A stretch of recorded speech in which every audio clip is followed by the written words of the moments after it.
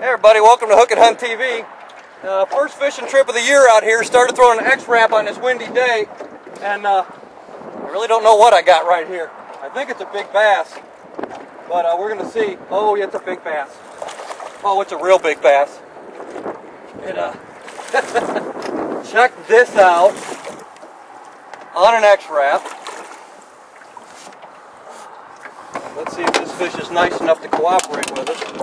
Check out that! Check out that! On the old X-Rap. That's probably almost 7 pounds. That is one awesome fish. I'll tell you right now, if you're not fishing X-Raps, you need to be. That is a great way to start the year. Absolutely incredible. And we're going to get this fish unhooked, and I'll release it, and I'll tell you a little bit about more what we're doing. I'm here with my good buddy today, Kirk Ijams here, who's a camera dude today, helping me out with that. Would you look at that? Look at that.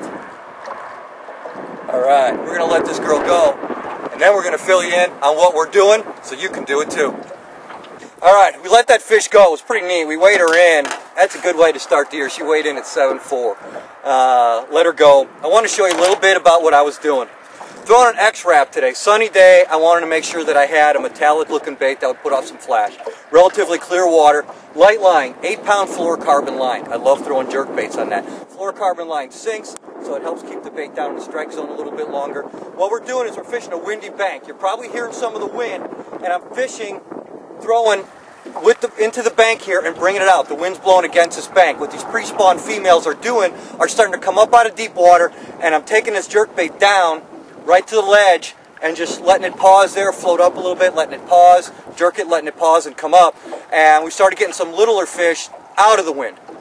As the wind picked up and we got onto a windy bank, that fish was staging on an area, getting ready to come up and spawn, and she ate the entire bait, as you saw. 7.4. Good way to start the year. I'm going to show you a little bit more about how we work this bait in the water. Plus, we're probably going to see Kirk catch a fish or two.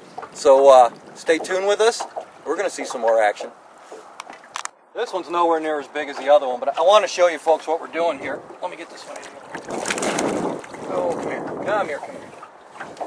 Get in. There we go. Not a bad fish there. Gotta be careful. Hitting that X-Rap again. Nice fish. As you can see over here, if Kirk just pans the camera, you can see that we're fishing a real windy bank. Okay? And that's important. Here we go. What I'm doing is I'm casting toward the bank and hold my rod tip down. And a lot of people do the standard jerk, jerk, pause, retrieve. Jerk, jerk, pause, retrieve. And that works fine, but if you watch my rod tip, what I'm doing is I'm also doing jerk, throw the rod tip back. Jerk, throw the rod tip back. And what that does, it gives slack to the bait. And now in the water, I can literally, by doing that, since I give the bait slack, I can make the bait turn sideways. There's not too many self-respecting bass in the water out there that can resist that. It's a great little trick to try, besides the standard jerk, jerk, pause, retrieve. I'll show it to you again. What I'm doing is jerk, jerk, throw the rod tip back, jerk, jerk, throw the rod tip back, jerk, jerk, throw the rod tip back. And 9 times out of 10, when they're hitting it, they're going to hit it on the pause. And by throwing that slack back, you literally make that bait turn sideways in their face. And I'm telling you, they can't stand it. There you go.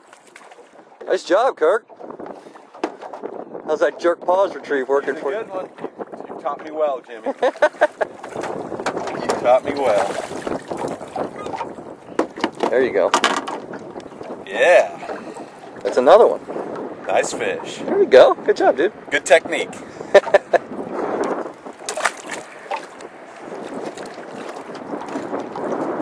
That's funny. Apparently I got to back out a little bit more because we just had 2 right at the boat. And nothing huge, but you know when they're hitting it like that, they're eating it. They're eating it good. That's exactly how you want them eating it. And it was kind of cool because I got to watch the fish right there sit, hold on the bait, and then I twitched it, and it's like the bait came alive and that bass was grabbed. Nothing huge, but it's still fun. It's still a lot of fun.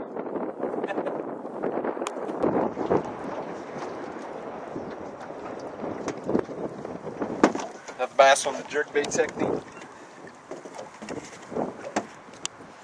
I better zoom in on that one for you. Again, probably shouldn't want to use this one. Too late. Hit. That was a great strike right there. I'll tell you what, I thought you were bigger than, but when they're hitting it like that, that's when you know you got the right color. Jerkbaits are so much fun when they're hitting them. He's even getting a little bit of belly on him for getting ready. This is how you make them look really big.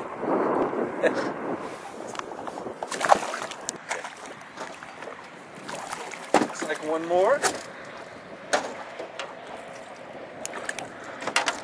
And you know, I always subscribe to the rule that you never catch fish bigger than what the host caught, because then you're not going to get invited back on the next trip. So, there you go. Yeah. You're guaranteed to come back.